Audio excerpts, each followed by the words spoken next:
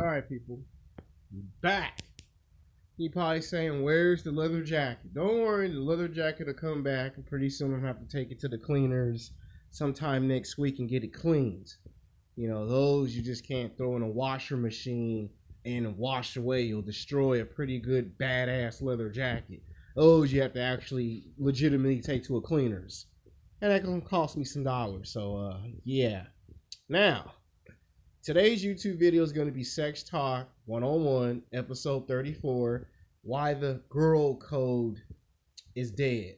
Now, you see, men will watch my channel because men watch my channel, but a lot of women might want to watch this channel, and some women might thumbs down this video after they see it. You know, some black women, some white women, some Latino women. You know, women, period, might thumbs down the video, and then there's some women that might actually say, no, I'm not going to thumbs down the video or dislike the video. I'm actually curious what this intelligent bad boy has to say. Now, the reason why the girl code is dead is because there's this thing that's been going around for the past 15, 16, 17 years. You know, somewhere in those late 80s, early 1990s, but it didn't take place until almost all of the 2000s, because it's now 2019. So one, you can argue at this point it's going to be 20 years in the making. Right now it's 19 years in the making, but when we get to 2020, it'll be officially 20 years in the making. And that is this rule that all YouTubers talk about. You've heard Solo TV 84 talk about it. You've heard Ringo TV Raw, O'Shea Duke Jackson, Andrew 10126. I don't know if Tyrone Magnus talked about it. I know Tommy Sotomayor talked about it. And that is called 80% of women chasing 20% of the rich elite.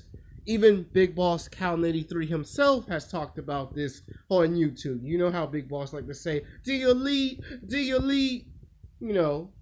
But what they don't tell you is that even though 80% of women are chasing after 20% of the rich and famous elite, a lot of these women will stab each other in the back just to have the opportunity to get with someone that has money, looks, and status. Just to get with someone that's rich and famous. Let's think of someone I'm going to use three prime examples. I'm going to use one that's an athlete, I'm going to use one that's in music, and I'm going to use one that's an actor. So the first one's going to be Tom Brady. He is a professional football player. We all know who Tom Brady is. 5-time Super Bowl champion, won 5 championships. He has gone to the Super Bowl 8 times in his 20-plus year career in professional football. He is a multi-millionaire 10 times over. And when women turn on the television set, whether they watch TV, cable, or they have an iPhone or a laptop, somehow they will discover Tom Brady. You know, he's got commercials, he's got billboards, he's been in magazines, and you will even see him on TV talk shows.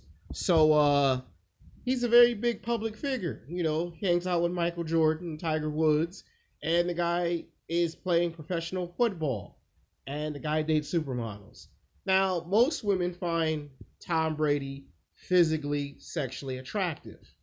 Even the women who say, I don't watch football and I don't care for football, don't be fooled by those women. They're full of shit.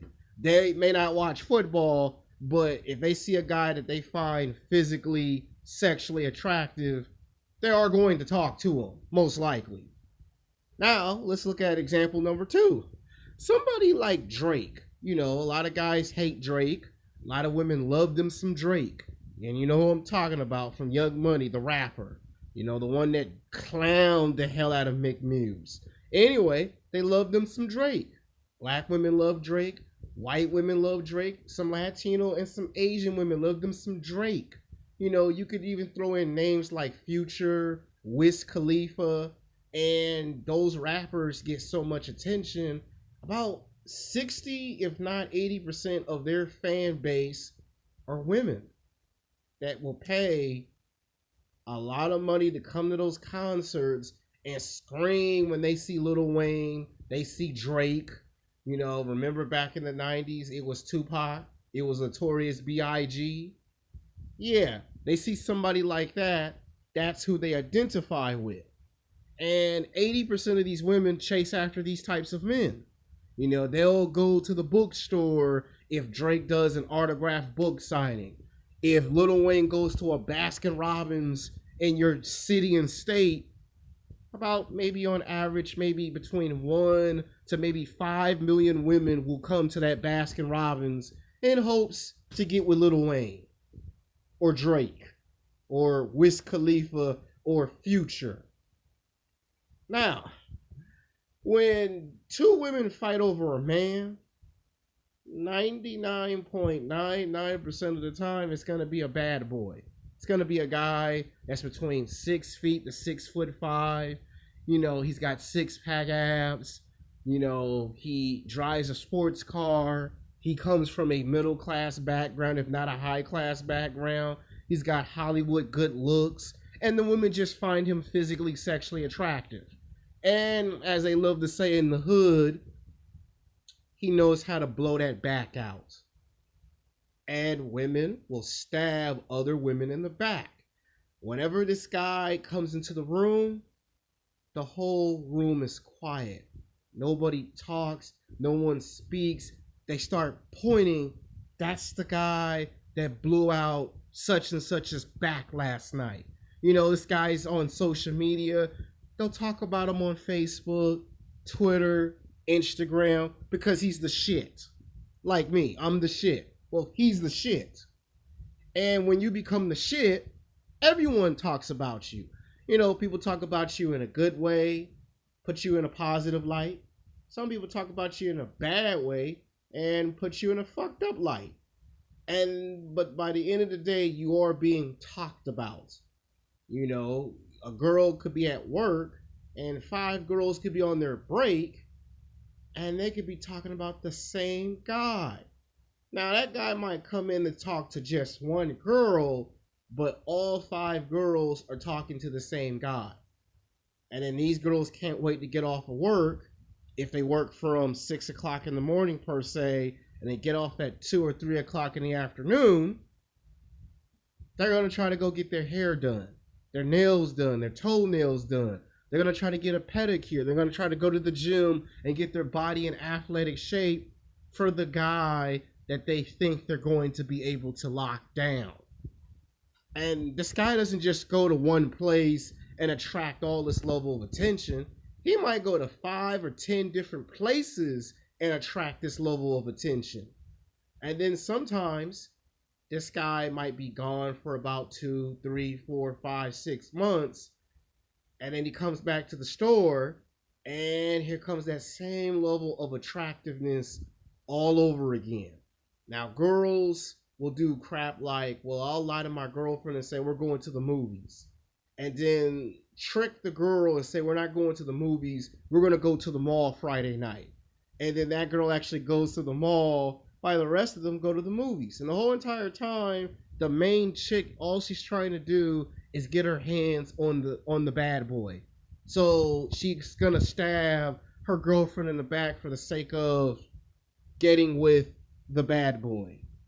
So then the girl goes to the mall and she's at the mall for 2 hours. She doesn't see the rest of her girls. And sooner or later, the realization has got to kick in like a bitch. You've been stabbed in the back. So she laughs and plays it off when she gets the text message. We changed our mind at the last minute. We're going to the movies. And the girl go, okay, bitch, that's strike one. So then maybe a week later they go, okay, this time we're really going to go to the mall and the movies. And sure enough, she goes to the movie theater. They didn't watch the movie in the daytime. They watched the movie at nighttime and then decided to come to the mall where there's an hour or 2 hours before it closed. And then the bitch will get mad and say, okay, bitch, that's strike 2. You tricked me 2 times. The third time is when she catches her kissing the guy that she likes. That's strike 3.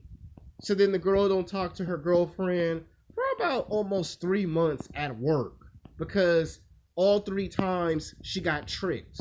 And it has something to do with the guy that came into the store and bought some clothes from them. And she can't believe that she got tricked. So she goes 3 months not talking to her girlfriend.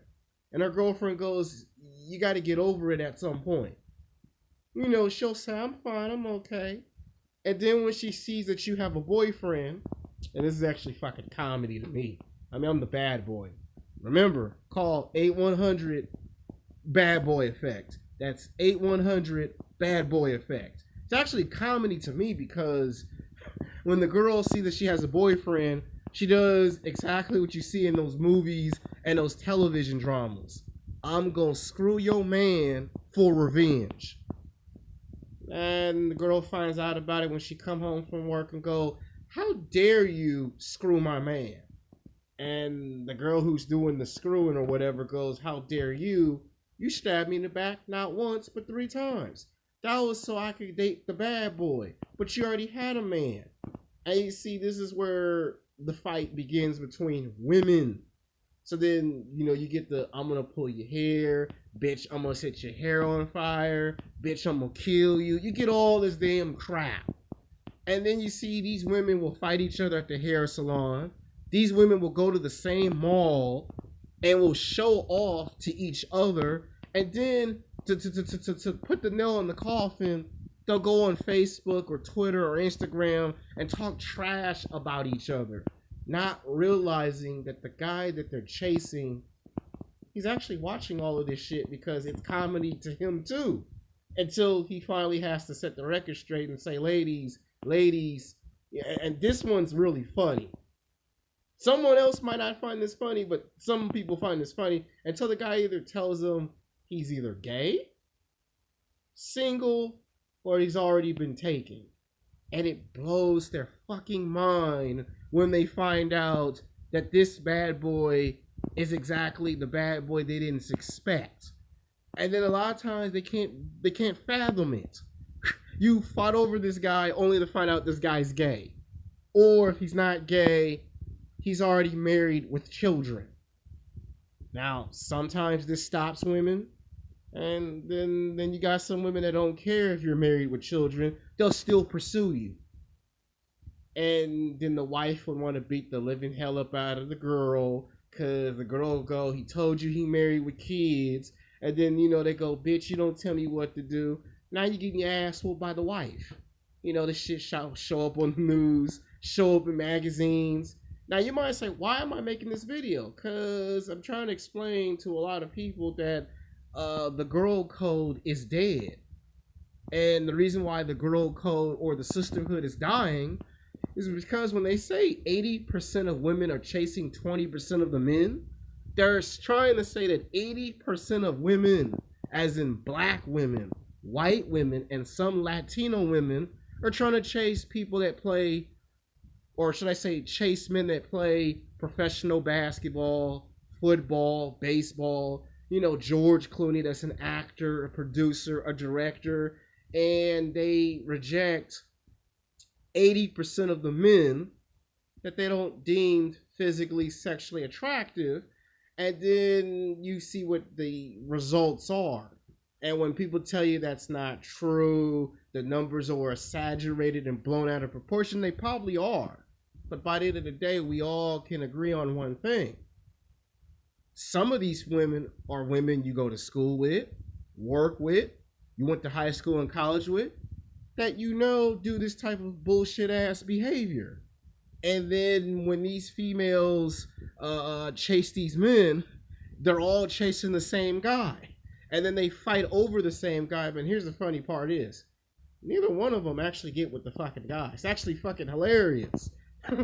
I mean, I'm serious. I mean, if you're a man, you're probably gonna laugh your ass off because you know I'm telling you the truth. You've had a friend in high school or in college that was a girl who actually thought she had a chance to get with the jock, only to find out she got to fight 5 other girls to get with the jock. It's actually comedy when you think about it. So I made this video before I get a haircut because, you know, my hair is a little jacked up. Next time I come on camera, I'll give you a better presentation, appearance wise. I know, I know a lot of y'all like, damn, Alex, fix your hair up. And we're going to fix our hair up in an hour before I go hit the gym. Until next time, peace.